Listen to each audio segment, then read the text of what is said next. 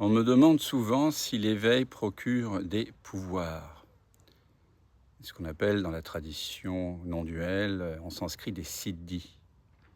Oui, si ce que tu appelles éveil est bien ce que je nomme éveil, c'est-à-dire la reconnaissance de ma vraie nature déjà présente, ma vraie nature atemporelle et infinie de conscience déjà présente, alors oui, lorsque cette conscience s'éveille, il y a des pouvoirs magiques qui se révèlent. Alors quels sont-ils?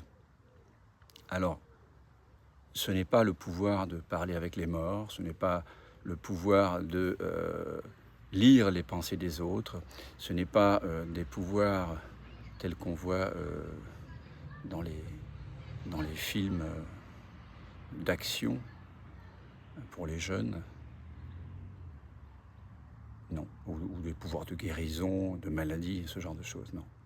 Et pourtant, ce sont les plus extraordinaires pouvoirs qu'un humain peut, en tout cas, vivre et partager. Quels sont-ils? L'éveil vous fait réaliser que vous êtes la paix omniprésente, qui ne dépend de rien. Une paix donc inconditionnée et inconditionnelle. Quelles que soient les situations, il y a une paix.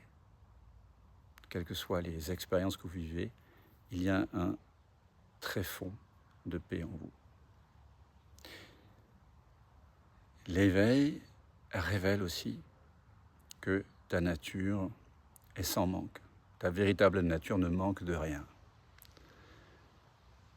C'est ce qu'on appelle complétude, plénitude. C'est une vacuité qui est pleine de tout et qui ne manque donc de rien.